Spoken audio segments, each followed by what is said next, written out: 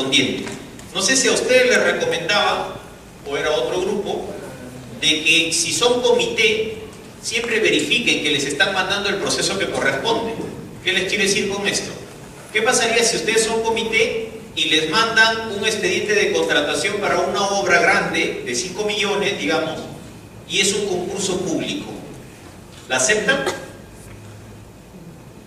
Es un concurso público, 5 millones. ¿La aceptan? ¿Aceptan el expediente de contratación? ¿Qué dicen?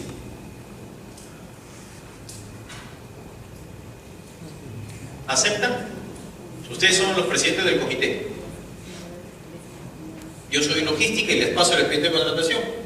Por favor, ya empieza a hacer las bases, continúa para este concurso público número tanto, para la ejecución de la obra tal, por un monto de 5 millones. ¿Qué hacen? ¿Continúan? ¿No? ¿Ya? ¿Es para qué entonces? Exacto. ¿A veces? Ya su colega ya se fue, el que preguntaba, lo sucedió ahí el amigo. ¿De acuerdo? Claro. Concurso público. ¿Es solo para bienes y servicios? ¿O para bienes nomás?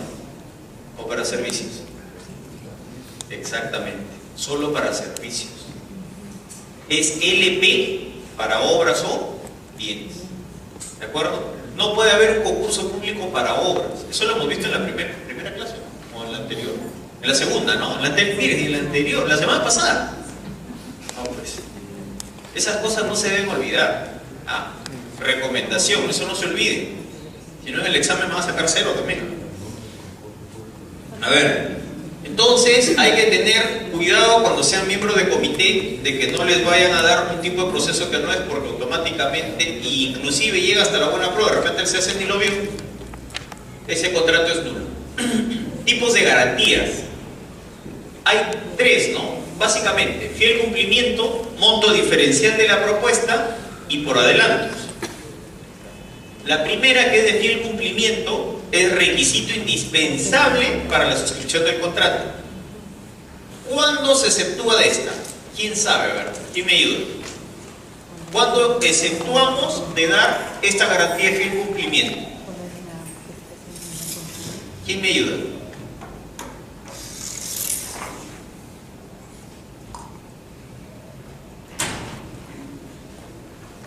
Cuando un proveedor que ya tiene buena prueba de firmar contrato solicita la exoneración de esta garantía de fiel cumplimiento.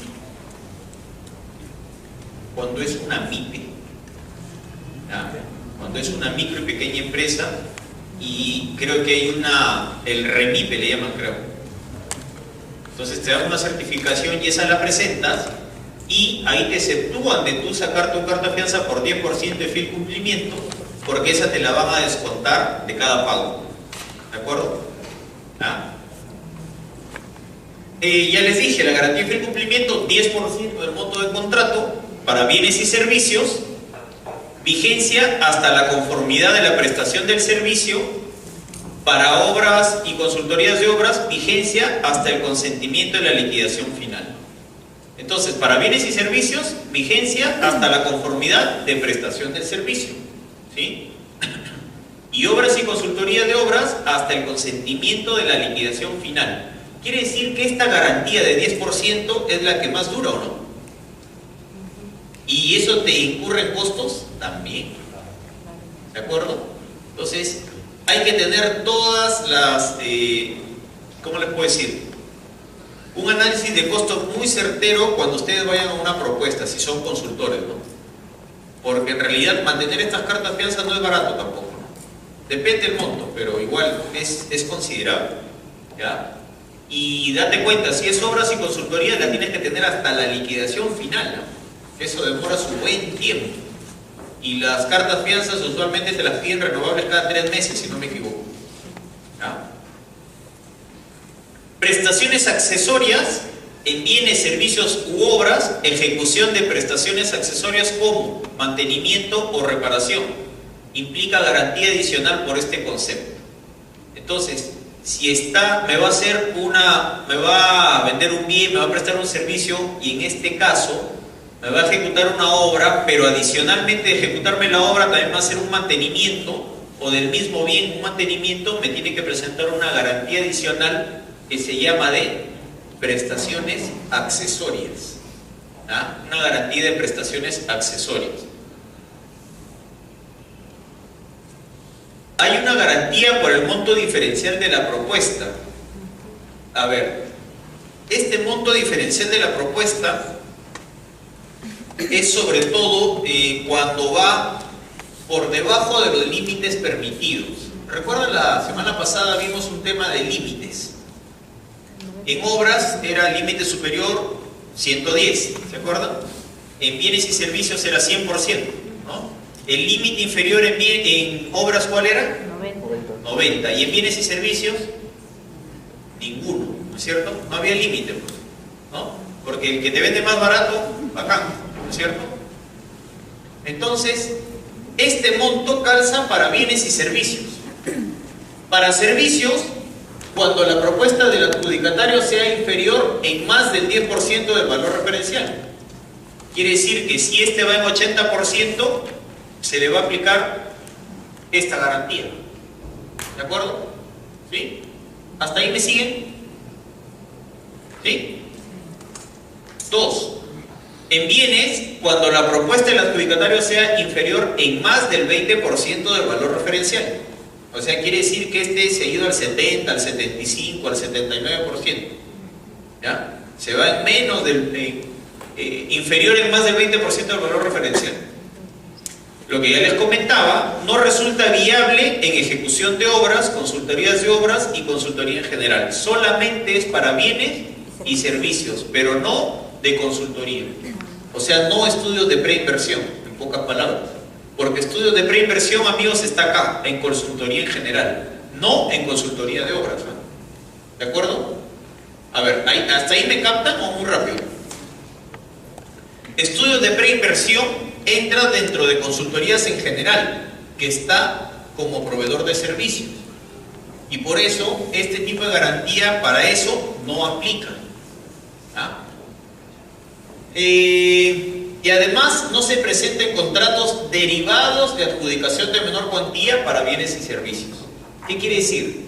Que si ustedes van a convocar un segundo proceso con una adjudicación de menor cuantía derivada, ¿pero de qué? De una menor cuantía, no presentan este tipo de garantía. ¿Me deja entender? No. Yo tengo una adjudicación de menor cuantía y esta fue desierto. Desierto. Como es desierto, ¿qué convoco? Una menor cuantía derivada. ¿No es cierto? ¿Sí? ¿Hasta ahí sí estamos? Entonces, como yo convoco esta, pero derivada ¿de cuál? De una menor cuantía. Entonces ahí no pido esta prestación, este monto diferencial de la propuesta. 2. ¿En qué consiste, no? La garantía tiene que ser el 25% del valor referencial, si no me equivoco, menos la propuesta económica. Si no me equivoco. Sí. Entonces, ¿cuál es la garantía? ¿Cuánto es el monto que me tienen que presentar en esta garantía? 25% de la diferencia del valor referencial menos la propuesta económica. ¿Qué quiere decir? A ver, pongámonos un ejemplo, ¿no? El valor referencial era 500.000 soles. ¿Sí? Y este se ha ido a, digamos que es un servicio, y se va a 420.000, ¿no? Y en servicio, yo le pido un monto diferencial cuando va por debajo de ¿cuánto? Ahí lo dice. Más del 10%. Más del 10, ¿no es cierto? ¿Acá está yendo más del 10 o no? Sí, porque 10 es 50.000, ¿no? Sería 450.000. ¿No? Es el tope para no pedirle. Pero está en 420.000, ¿no? ¿Me siguen hasta ahí todo? ¿Sí? Entonces, 25% de cuánto? 80.000. ¿No? ¿De acuerdo? ¿Estoy bien o estoy mal? Ya. ¿Y acá cuánto es? 20.000, ¿no? Si no me equivoco. ¿Estoy bien en geografía o no? 20.000, ¿no? Entonces, esta fianza de monto diferencial para un caso así como estos sería de 20.000 soles. ¿De acuerdo? ¿Sí? 20.000 soles. Ok. ¿Quedó claro cuándo presento esta garantía? ¿Cuándo debo pedir este tipo de garantía? ¿Ah? Solo para bienes y servicios. ¿De acuerdo? Pero dentro de servicios, no consultorías en general. 2. En servicios, cuando va inferior del 10% del valor referencial. Y en bienes, en más del 20% del valor referencial. ¿Ya? ¿Estamos? Eso no lo olviden. ¿Y cómo la calculo? 25% justamente de esa diferencia, ¿no? Del valor referencial menos la propuesta económica. ¿No? Ok. Continuamos. Excepciones, pero excepciones de esta fiel cumplimiento, ¿ya? Excepciones del fiel cumplimiento. Contratos derivados de AMC para bienes y servicios. No se pide. Esta garantía de fiel cumplimiento, tampoco de prestaciones accesorias. Esa GFCPA es garantía de fiel cumplimiento de prestaciones accesorias. ¿Ya? Eso significa el GFCPA. ¿Ya? Contratos de servicios derivados de AS no se pide. Para adquisiciones de bienes inmuebles, la que no se pide es la de prestaciones accesorias. Para contratación ocasional de servicios de transporte o entidad recibe los boletos contra el pago de los pasajes, tampoco prestaciones accesorias. Arrendamiento tampoco.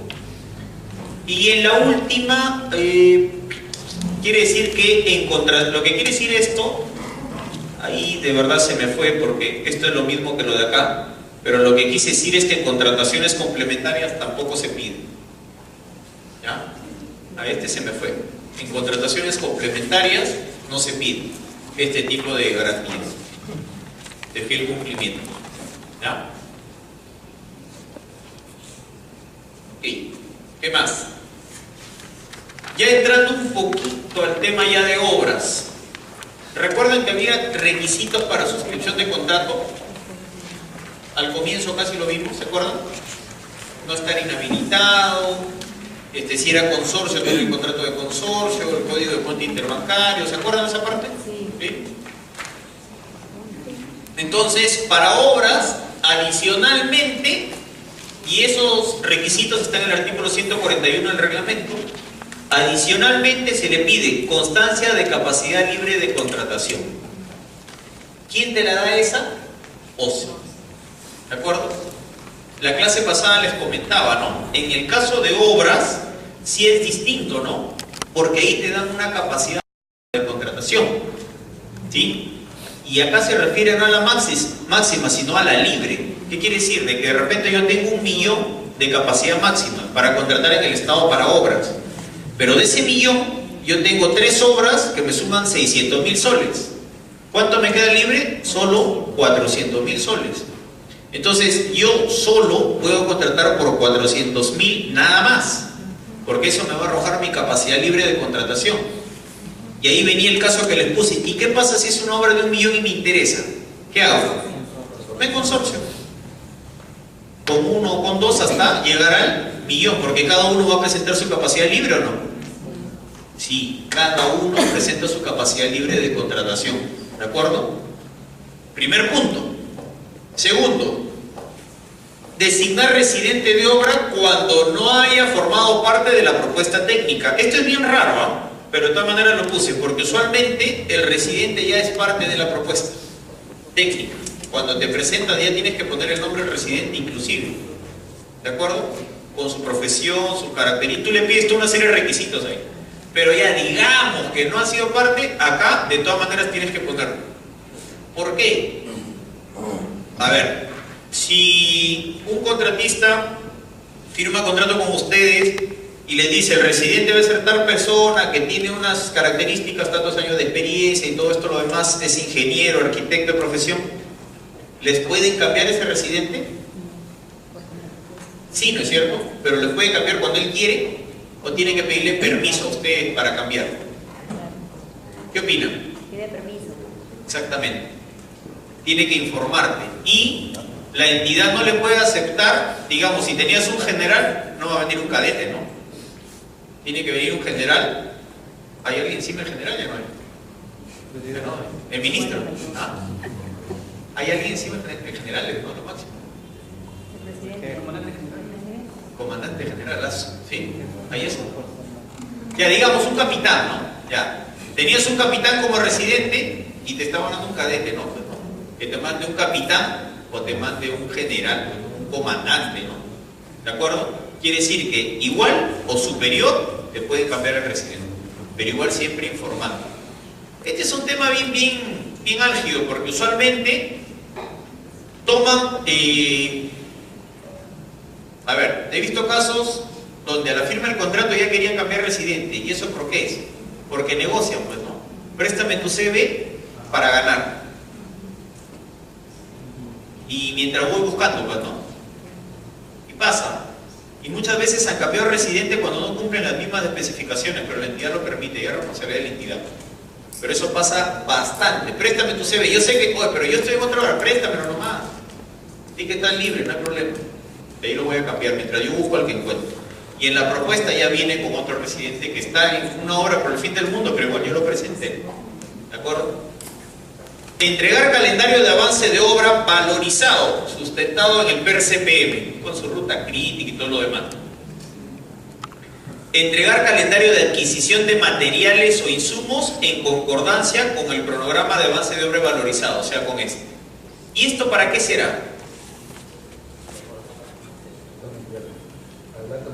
Exactamente, para el adelanto de materiales, ¿ya? Porque el adelanto de materiales sí está amarrado a este calendario de adquisición, ¿de acuerdo? Ahí lo vamos a conversar, eso de los adelantos. Y por último, un desagregado por partidos de propuesta, ¿no? Cuando esa suma alzada, un desagregado por partidos, o sea, tiene que presentarte el presupuesto tal cual desagregado, ¿ya? Amén. Esos son otros requisitos que tiene que presentar para la suscripción del contrato de obra. ¿Qué más? Esto es importante, ¿eh? Requisitos para inicio de plazo de ejecución. Designar inspector o supervisor.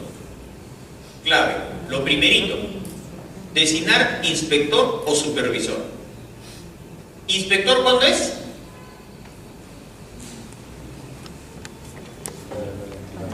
Cuando es de planta, exactamente, ¿ya? Cuando es de la entidad. Supervisor cuando es un externo. ¿Cuál es el tope para yo, en el cual yo no puedo nombrar inspector? Eso ya lo hemos visto, ¿eh? Por eso les pregunto. Depende del tamaño de la obra. ¿Cuál? Depende del tamaño de la obra. ¿Del tamaño? Ya, ¿y cuál es? Ese. El presupuesto que contenga la obra. Ya, pero no tanto. Hay un tope. Yo les mencioné que hay un tope. Ese, por ejemplo, es otro tip que no deben olvidar, porque es un error. Bueno, yo no creo que sea tanto un error, pero es un error por el tema que la norma no te lo permite, pero de ahí profundizo un poco más. Primero el tope, ¿cuál era?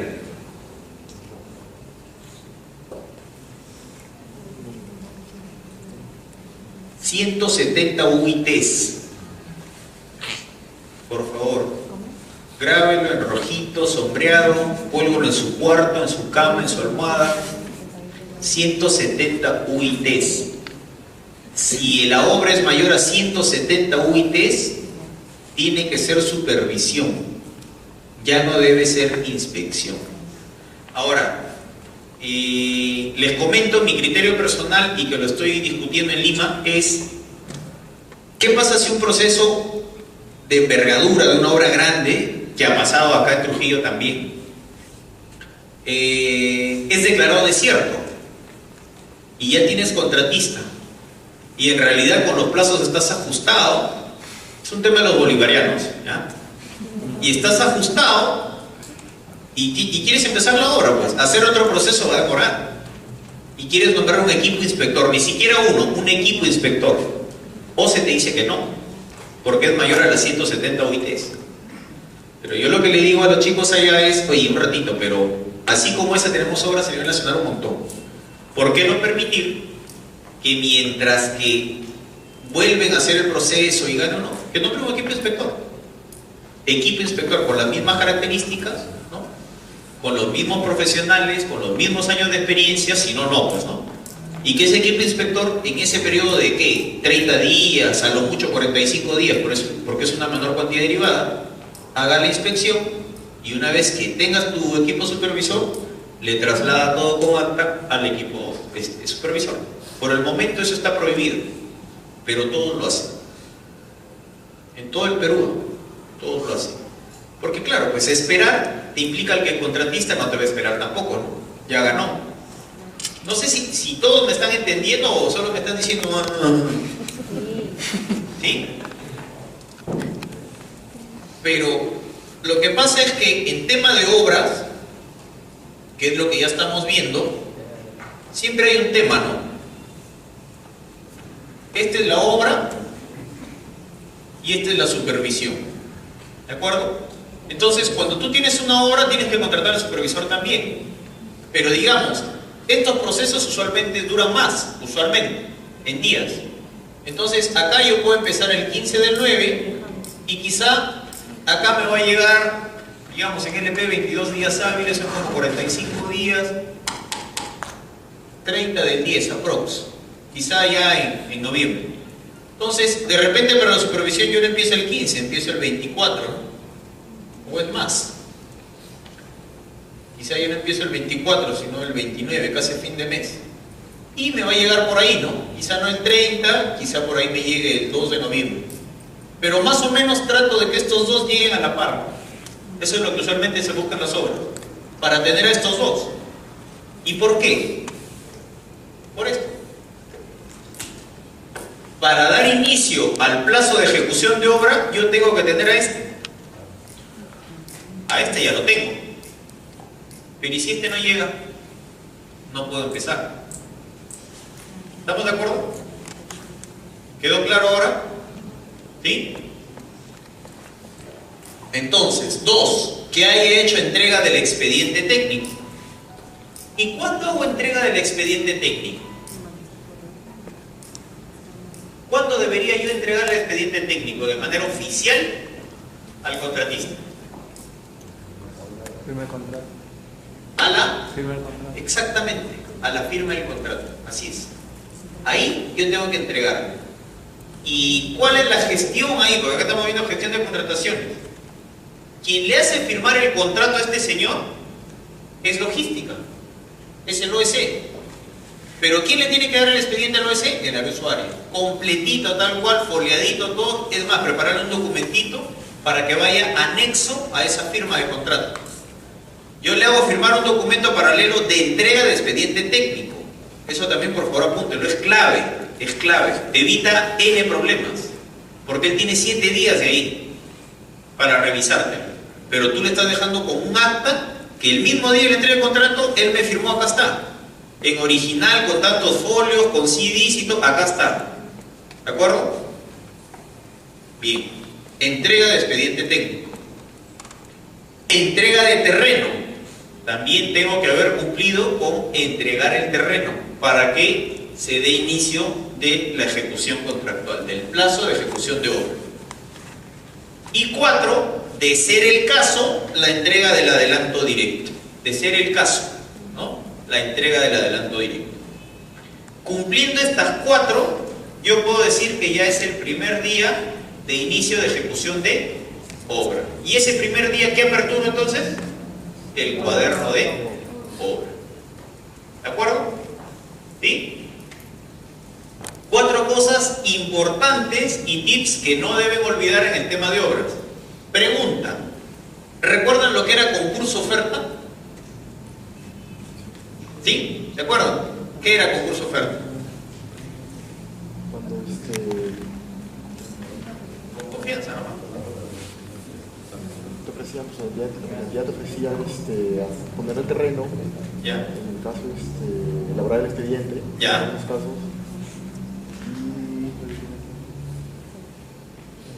¿Sabes bien? Expediente y ejecución de obra. Claro. Y de ser el caso, el el terreno. terreno. De acuerdo. Ese es concurso oferta. Entonces, a veces dicen, oye, ya, pero este es concurso oferta. Entonces, si es concurso oferta, la entrega de terreno tú la haces al momento de que él te va a pasar a hacer el expediente técnico. El perfil. Porque él tiene que ir, no, el perfil no, a la entrega. Lo que cambia es que el concurso oferta es te hace el expediente y la obra. Entonces, el perfil ya está viabilizado, pero a este consultor y ejecutor, porque tiene que tener las dos, tú le entregas ya el terreno para que él empiece con todas las calas y todo para que tenga el expediente técnico, pero ya le entregaste el terreno, desde ahí ya le entregaste, ya. O sea, ya cumpliste una. ¿Puedes cumplir con la de acá? Todavía, porque él mismo te va a hacer el expediente, ¿no? Hay que esperar que acabe el expediente, ¿no es cierto? Y igual, así él te lo presente todo, tú entregaselo igualito. Igualito, igual entrega. Acá hay una confusión en concurso oferta, porque dicen, oye, pero yo ya le designé supervisor. No, un ratito. Tú le designó supervisor para el que te va a hacer el expediente técnico, porque también hay supervisión de esa consultoría, pero eso no quiere decir que es el supervisor de la obra. ¿De acuerdo? Diferenciemos. Y les nombro concurso oferta porque es un tema que se está viendo bastante a nivel nacional. Y este es el punto donde yo quiero llegar, ¿no? Entrega del adelanto directo. ¿Qué pasa? La norma te dice que yo puedo darte hasta 30% en servicios y hasta 20% en obras. ¿De acuerdo? De adelanto. El adelanto directo. ¿Ya? ¿Y qué está pasando en concurso oferta? Concurso oferta tiene los dos, ¿no? Tiene consultoría de obra, ¿no? Y tiene obras.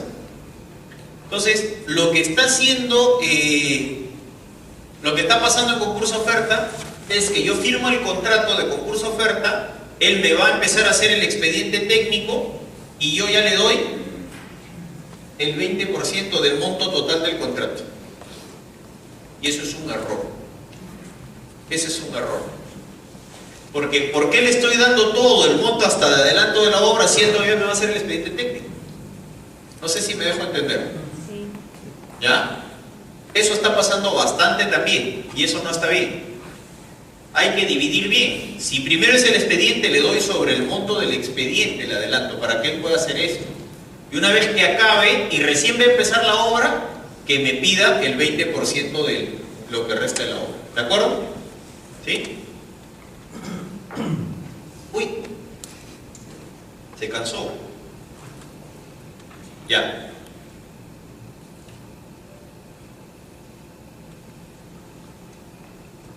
Ya está. Acá viene, ¿no? Adelanto directo y materiales. El adelanto directo, como ya les decía, hasta 20%, ¿no? En obra. Si se consideró en las bases 8 días luego de suscripción de contrato. Vencido dicho plazo, no procede. Y eso lo puse en rojo porque en el anterior, del año pasado, el reglamento no estaba así, ¿no? Tú pedías el adelanto directo en cualquier momento. Acá ya te dicen las bases, tiene que estar dentro de los 8 días, tú me pides el adelanto directo. Si no me lo pides en los 8 días de firmar el contrato, fuiste. Ya no hay adelanto directo. Ya no procede, no debería proceder. ¿De acuerdo? Si alguna entidad que ustedes conozcan que le da, es tema de la entidad, pero va contra la norma. ¿Ah? Siempre es 8 días de firmar el contrato. Y de ahí hay 7 días para que la entidad pague. ¿Ah? Ahí está, perdón. La entidad tiene 7 días para pagar. ¿De acuerdo? El adelanto de materiales es, entidad establece en bases el plazo para solicitar y para entregar el adelanto. O sea, en las bases la entidad tiene que poner el momento en que te va a pedir el adelanto de materiales. Ahora, ya, acá está, justo les decía decir, solo procede una vez iniciada la ejecución contractual, ¿ya? Teniendo en cuenta el calendario de adquisición de materiales o insumos. ¿Qué les puedo resaltar acá? Miren la gran diferencia, ¿no? El directo no tiene ninguna condición más que esté en las bases y te piden en 8 días. Acá sí tenemos restricciones, ¿no? Una, iniciada la ejecución contractual. ¿Qué quiere decir esto? De que tengo que tener estos 4, ¿o no? Primer punto, ¿eh? Segundo punto, teniendo en cuenta el calendario de adquisición de materiales, que me lo presentaron acá. ¿De acuerdo? Entonces, 2 restricciones para yo dar un adelanto de materiales. Primero, que tiene que haber comenzado la ejecución, y segundo, de que no es que yo le doy, acá puede ser hasta el 40%. El directo es hasta el 20%, el de materiales es hasta el 40%. ¿Ah? Entonces, no quiere decir que acá yo te puedo dar hasta el 40% del monto del contrato. No. ¿Ya? Es hasta el 40%, pero según calendario de adquisición de material. Otro error que se comete en algunas entidades y que hemos detectado en los últimos meses es que justamente para elevar el porcentaje de ejecución, eso lo van a ver con mi colega, que de acá al final de la clase les explico lo que van a ver con él, quieren elevar su nivel de ejecución. Tienen un PIN de inversiones, ya es el jerga, la vamos a dominar con el PIN, presupuesto institucional modificado, y ven el porcentaje de avance que generalmente se ve en el devengado, y están bajos, y dicen yo quiero llegar a los adelantos, ahí voy a elevar, pero algunos se pasan de vivos, ¿no? Y de frente le ponen el 60%, y es más, han entregado el 60%, pero ni siquiera empezó la ejecución contractual. ¿Deberían haber entregado el de materiales? No, todavía no, solo el directo, porque no empezó ejecución contractual. 2, dieron hasta el 40%, pero del monto del contrato. Otro error, no es del monto del contrato. ¿De acuerdo? Entonces, esas 2 cosas no se las olviden, son tips fundamentales que no debemos olvidar, porque se ve en la gestión de todas las entidades muy periódicamente. Y si lo saben esto, en realidad, cuando entre una entidad pública, ahí se acordarán de mí, van a sobresalir con esto. Contestando estas pequeñas cositas y chiquitas, sobresalen en cualquier reunión que puedan tener, porque son tips que no se les puede ir y a varios se les va. Supervisión e inspección. ¿Qué dice la supervisión? El costo, y ya te lo restringe, ¿no? Antes no estaba tan explícito, ¿no? No mayor a 10% del valor referencial, ¿no? De la obra o del monto vigente del contrato de obra, el que resulte mayor. Entonces le da el plus justo a que la supervisión sea al monto mayor. 10% del valor referencial de la obra o del monto vigente del contrato de obra, el que resulte mayor. Es lo que yo podría pagar por supervisión. Entidad, y esto también es nuevo, autoriza prestaciones adicionales hasta el 15%. Si es mayor a este porcentaje, la opinión de Contraloría. Tal cual pasa en la ejecución de obras, ¿no? En la ejecución de obras ya es así. Para las consultorías en el tema de supervisión, ya te lo restringe también hasta el 15%. Cuando es un adicional, te lo puedo dar. Más del 15%, Contraloría. ¿Por qué se saca esto? Porque usualmente en obras hay adicionales, ¿no? Hay ampliaciones. Entonces, ¿la supervisión debería seguir ahí o no? También. Y eso no lo decía explícitamente la norma. Ahora ya te lo dice. ¿De acuerdo? La inspección. A veces, yo tenía en una parte, no me acuerdo dónde me dijeron, pero acá está mal este proyecto. ¿Y por qué? Le digo, ¿qué pasa? Mira esta estructura de costos, está pésima, se han equivocado. ¿Y por qué? Le digo, cuéntame. Mira pues, sí, pero yo estoy viendo, pero no le veo nada malo. ¿Cómo? ¿Estás mal? ¿Y trabajas en el mes? Sí, le digo, ¿qué pasó? Inspección, está poniéndole plata. ¿Y? Pero es que no puedes ponerle un sol. ¿Y por qué? O sea que él para irte hasta quedaba 2 horas de la localidad. O sea, para ir al viaje allá, él va a poner de su bolsillo. Uy, claro pues, o sea, no quiere decir que la inspección es gratis. La inspección tú te ahorras en el pago del personal, pero si tiene que trasladarse, o le tienes que dar pasajes, o le tienes que dar combustible para la camioneta, ¿o no? Claro pues, él no va a poner de su peculio, no lo va a poner de su bolsillo, ¿no? Ni hablar. Entonces, ¿qué te dice la norma? Que el costo de esa inspección no debe ser mayor a 5% del valor referencial de la obra. O sea, ya te pone un tope. Ya te pone hasta 5%, no más, ¿ah? No más. O del monto vigente del contrato de obra, también igual que en la supervisión, el que resulte mayor. ¿Ya? Entonces, para supervisiones hasta el 10% y para inspección hasta el 5%. Entonces, si ustedes hacen un proyecto en algún día y saben que va a ser por, digamos, no va a ser supervisión y que está por debajo de las 170 UIT, si es una inspección, ok, considero lo mínimo para que él se pueda trasladar, gastos administrativos y todo lo demás, debo considerarlo en la inspección. ¿Ya? Pero tengo un tope del 5%. Ok, ¿qué más? Algo que ya lo habíamos visto, pero creo que acá le agrego plazos, ¿no? Cuando se aprueba la prestación adicional de la obra, contratista deberá ampliar el plazo de las garantías, ¿no? Esto ya lo habíamos visto. Por atraso, por caso fortuito, estas tres cosas ya lo habíamos visto. Pero ¿qué le agrego? 15 días el contratista, 7 días la supervisión, inspección y 14 días la entidad, ¿no? Entonces, el contratista me tiene que pedir esta ampliación desde los 15 días, desde que esto sea, el adicional ya está aprobado, desde que se da el atraso para realización o desde caso fortuito, desde que ocurrió el hecho, 15 días después, tiene que solicitar. ¿Ya? 7 días tiene ¿quién? La supervisión o inspección, porque esto ya es obras. ¿Ya? Entonces, ¿hay un supervisor o hay un inspector? Tiene 7 días y 14 días tiene la entidad para pronunciarse sobre esta ampliación. ¿De acuerdo? ¿Qué más? Prestaciones adicionales menores a 15%. Certificación de crédito presupuestario más resolución del titular de la entidad. ¿Qué quiere decir? Obviamente, ¿no? En el proceso, cuando viene un valor referencial, el presupuesto te da un tope, ¿no es cierto? Un millón. Pero si hay un adicional, eso implica mayor plata, ¿o no? Se va 15% por encima, 10%, porque acá es hasta 15, ¿no? 10% más, 1.100.000. Esos 100.000, ¿de dónde lo sacamos? Presupuesto me tiene que decir si tengo o no tengo plata. ¿Ya? Lo primero, certificación, crédito presupuestario. Y eso tiene que ser con resolución. Anotación en cuaderno de obra, de todas maneras. Eso tiene que haber sido registrado ya anteriormente.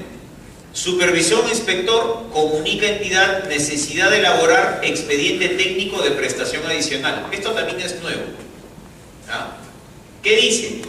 Ok, se anotó el cuaderno de obra y la supervisión lo que tiene que hacer, o la inspección, comunicar a la entidad que como hay esto, hay una necesidad de hacer un expediente técnico. ¿De acuerdo? Del adicional. Porque es algo nuevo que se va a hacer algo adicional. Entonces tienes que hacer un expediente técnico. La entidad define si expediente técnico lo asumen ellos, o consultor externo, o contratista. O sea, se sabe que tienen que hacer un expediente técnico y la entidad dirá, ok, o lo hacemos nosotros, o un consultor, o el contratista. Usualmente quien lo hace es el contratista. ¿De acuerdo? Es más fácil, más rápido. Y el contratista usualmente es el que se le está encargando que lo haga. Usualmente.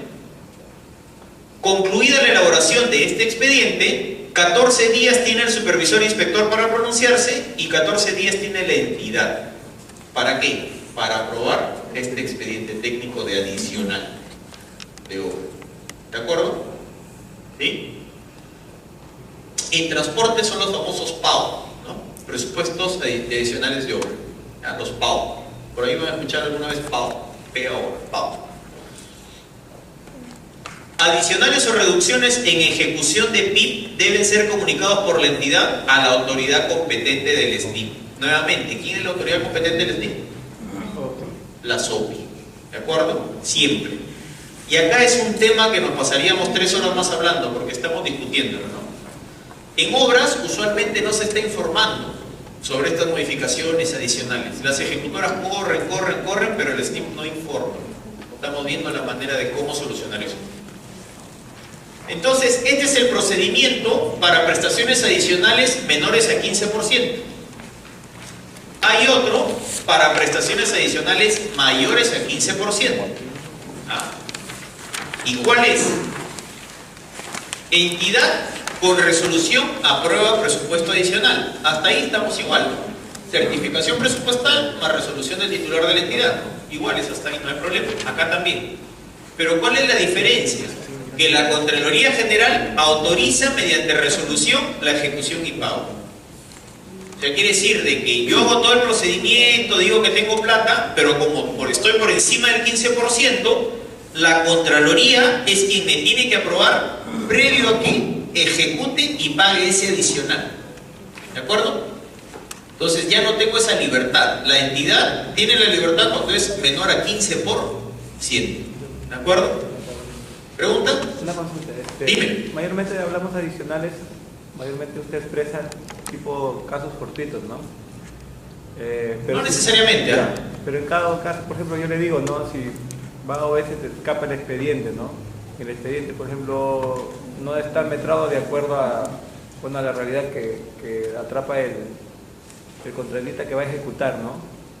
¿Qué pasaría en esa instancia? O sea, a nivel de expediente, ¿no? O sea, por un cálculo de ingeniería, ¿no? Digamos. Lo que pasa ahí es igual, ¿ah? O sea, el caso fortuito es una de las causales. Hay 3 tipos de causales. Pero en realidad en este caso es por falla del expediente, ¿de acuerdo? Pero si tiene vinculación con la ejecución de la obra y tiene que hacerse de todas maneras, entonces la entidad lo que hace es evaluar de la misma manera la supervisión e inspección y la entidad aprueba o desaprueba ese adicional. Y si lo aprueba el adicional, tiene que hacerte el expediente técnico del adicional igual, si es que estás por debajo del 15%. Pero a veces pasa también de que de repente, ok, el contratista te dice, oye, pero es mejor hacer esto, ¿por qué no lo hacemos? Así, pero eso no estaba en el contrato original. Y es un adicional que no es indispensable para la prestación del servicio. Ahí la entidad te puede decir que no, simplemente. Porque yo quiero hacer más de lo que estuvo previsto, pero no es por una falla. En tu caso sí es por una falla. Y si es por una falla del expediente y se determina en las instancias, que es la supervisión e inspección y la entidad posteriormente, de que realmente era una falla y se tiene que hacer, el adicional es aprobado, sin ningún problema.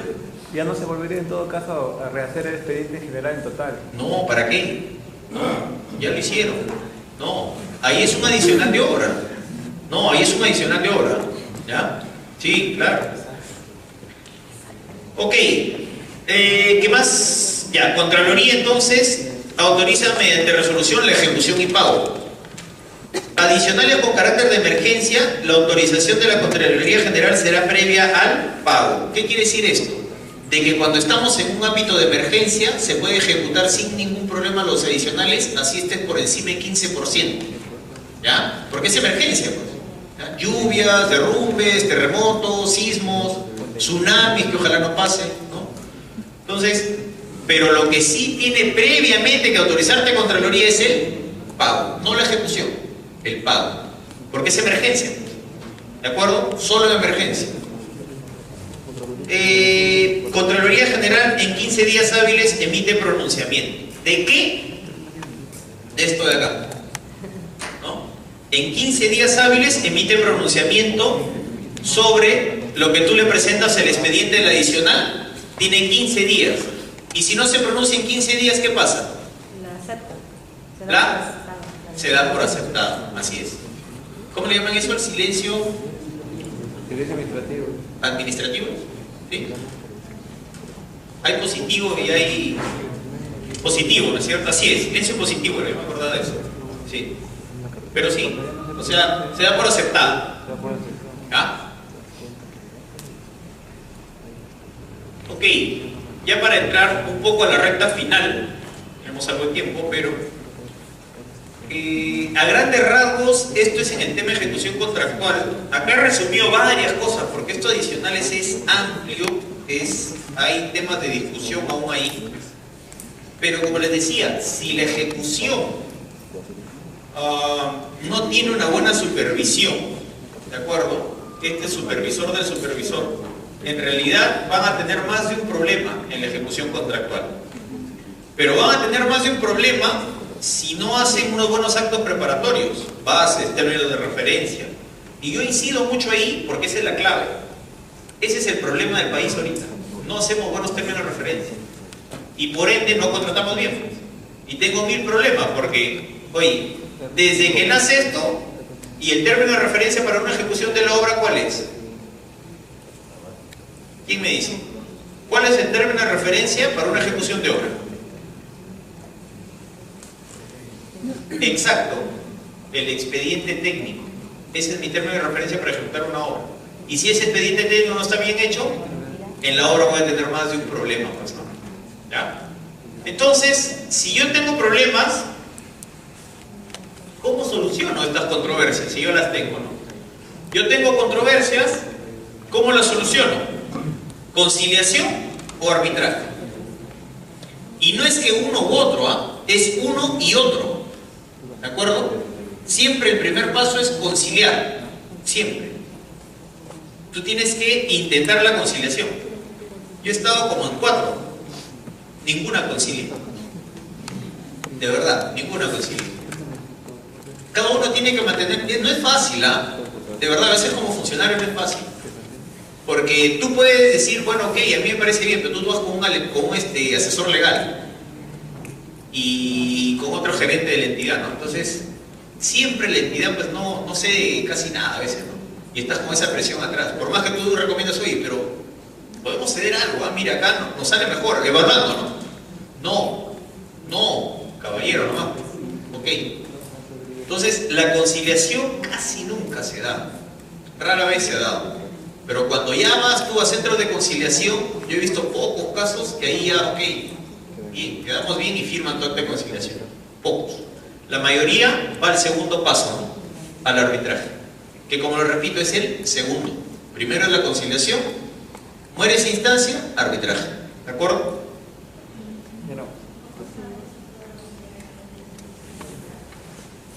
Perdón.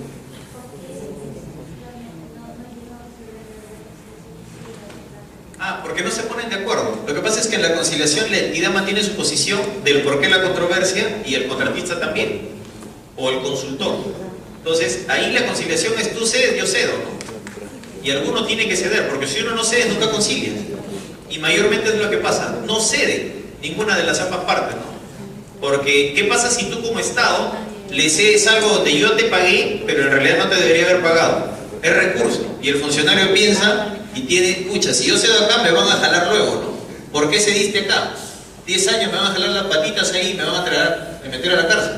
Entonces el funcionario siempre está con esa mente preventiva.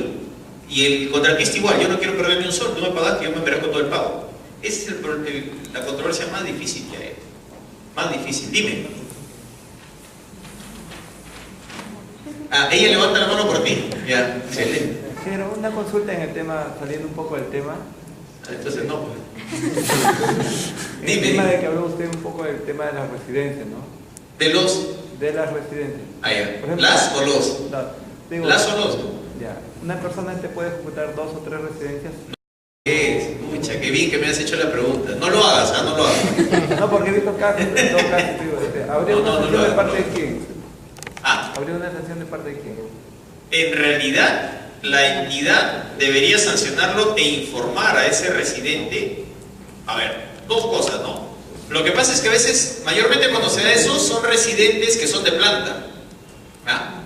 A veces, o sea, digamos, la entidad tiene y a él lo manda 1, 2, 3, 4 obras, ¿no? Le saca el jugo. Pero eso no es correcto, pues, porque el residente tiene que estar permanentemente en obra. Y si es de un contratista, peor, ¿no? No está cumpliendo de la exclusividad que tiene que tener el residente en la obra. Entonces, tú lo chapas y informas al toque. A OCE. Porque el contratista no está cumpliendo. Le manda las cartas respectivas y le dices, mira, este residente que tenía que estar 100% no está. La supervisión me lo ha dicho, o si no me lo ha dicho, yo lo he descubierto y con documento te lo digo. Acumulo y lo mando. Si el municipio, el contratista no quiere decir nada. Bueno, pues ya esos son casos donde se colude, ¿no? Eso se da N veces, ¿sabes? Ya, si tú quieres, vulgarmente, como se dice, tirarle dedo a Contraloría, ¿no? Las supervisiones también se puede hacer 2, 3 o no. ¿La quién? Las supervisiones. Ya. ¿Puede ser 2, 3 también? En realidad, yo te digo que ni para residente ni para supervisión, ¿ah? Porque ¿qué pasa? Y en la obra donde estuve pasó eso, ¿no? No encontré ni al residente ni al supervisor. Entonces, pero sí estaban sus asistentes, ¿no? Pero yo no le pago al asistente, yo le pago al residente. La calidad me la mide el residente, porque el asistente era un bachiller y era una obra de envergadura. ¿Qué puede ver un bachiller en una obra de envergadura, no? Entonces, ¿qué pasa? El supervisor no está, en determinado momento se fue a ver su otra obra y el residente hace lo que quiere en la obra que está acá. Se te pasa alguna mampostería, te llenaron mal la columna, ni la sabe el supervisor porque no estuvo, pues. ¿De acuerdo? Regresa el otro día y ya está. Uy, ya, chévere, lo hiciste bien, ¿no? Sí, claro, no te... Malito, por favor, ¿no confías en mí? No, no, sí, claro, firme. Pasa el año y chao. ¿De acuerdo? Entonces, el supervisor tiene que estar también en obra permanentemente. No, porque Tiene que estar. yo he visto pues, en las sierras supervisiones hasta... No, olvídate. 2 o 3 tienen. No, olvídate. Más todavía. Sí, pero lo ideal es que esté 1-1, exclusivo, permanentemente y 100%. ¿Sí? Regresando al tema. Dale. Supuestamente uno va a conciliación y arbitraje porque en el término del contrato dice que la solución, digamos, a un problema es con, menciona ahí, ¿no? Que hay que ir a conciliación y arbitraje, pero ¿hay alguna otra forma de poner en el contrato no a conciliación y arbitraje, sino a otra instancia? Es que la norma ya te lo manda. Y lo que te pongo acá es la norma de contrataciones. Y te dice que las instancias son conciliación y arbitraje. Aunque no esté en el contrato, ya uno sabe que... No, es que en el contrato tiene que estar por ley. Tú olvídate, el abogado te lo va a poner, así tú lo quieras poner, el abogado te lo va a poner. De todas maneras, te lo va a poner. No puede faltar. Es que es norma, ¿no?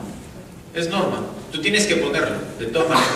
Ya no hay lo que antes era, bueno, ok, yo no estoy y te resuelvo y punto, unilateralmente, ¿no? ¿Me entiendes, no? Es como te decía, un tema a veces hasta de protección, porque valgan verdades, a veces el Estado también puede incurrir en abuso de autoridad. ¿Me entiendes, no? Hay un tema político o hay un tema por ahí que no me caes bien y te hago problemas hasta decir basta y te resuelvo el contrato cuando yo quiero. También hay eso, ¿eh? O sea, no solo es de una parte, es de ambas partes. Y para proteger ambas partes se generaron estos mecanismos. Pero sino que yo tenía entendido que la conciliación y el arbitraje era para acelerar un poco el proceso, digamos, ¿no? De apurar el proceso, pero en la realidad a veces se trata igual nomás. No, en realidad la conciliación es para tratar de no ir a problemas. El arbitraje ya es un problema, porque el arbitraje demora su buen tiempo. La conciliación no, la conciliación es al toque, tú vas y te reúnes 1 o 2 veces y si llegas a conciliar genial y no pierdes mucho tiempo, ¿no? Pero ya el arbitraje ya es la pérdida de tiempo, ¿no? ¿Sí? ¿Ya? Ok, entonces, materias conciliables o arbitrales. Todas las que surjan entre partes: ejecución, interpretación, resolución, inexistencia, ineficacia, nulidad o invalidez del contrato hasta antes de su culminación. O sea, todo. Me puedo ir por todo. Ese es otro tema que también yo decía, oye, pero no podemos acotar. Bueno, yo sé que no somos magos para saber, bueno, por tal cosa o qué va a pasar, no, pues, pero tratemos de acotar en la medida de las experiencias. Ahora se ha salido el tema del récord arbitral, no sé si han escuchado eso. El récord arbitral. Y en realidad eso poquito a poquito se trata de hacer para ver cuántos contratistas que postulan a procesos tienen un récord arbitral impresionante, porque algunos ya son leguleyos, pues, ¿no? Se presentan solo para ir al toque nomás a la primera al arbitraje. Viven de eso, viven de arbitrajes, porque cobran los adelantos y se van a arbitraje, y ese adelanto lo mueven 2 años en otras obras. Son pero tigres de bengal en eso, ¿eh? Hay muchas empresas ya identificadas, ellos creen que no, pero ya están identificadas. Entonces, en realidad, por todo podemos ir a arbitrajes, es un tema que hay que restringir, pienso yo. Plazo de caducidad dentro de la vigencia del contrato, ¿no? Siempre. Adicionales de obra. Acá dice artículo 23 de la ley 27785. Esa ley es del Sistema Nacional de Control, ¿ya? Y de la Contraloría General de la República. ¿Y qué nombra ahí? ¿Qué dice ahí? De que en adicionales de obra tú no te puedes ir a arbitraje, no te puedes ir a arbitraje en el caso de las prestaciones adicionales mayores a 15% y la Contraloría se ha pronunciado. Tú no te puedes ir a arbitraje por ese pronunciamiento de la Contraloría. No sé si me entienden. O sea, Contraloría te aprueba la ejecución o pago de un adicional mayor al 15%. ¿Hasta ahí sí estamos? ¿Sí? Entonces, si Contraloría te dice ese adicional no va, el contratista no puede apelar a un arbitraje por esa resolución de Contraloría. ¿Me entienden? ¿Ahora sí? ¿O todavía? ¿Sí? Ya. Eso quiere decir cuando le pongo acá este artículo 23 de la ley 2785 adicionales de otro. ¿De acuerdo? Esa es la traducción. Sino que a veces no pongo todo porque siempre hay los que copian para dictar la clase después. Entonces, el truquito está por ahí. Arbitraje, vías alternativas. Bueno, arbitraje institucional.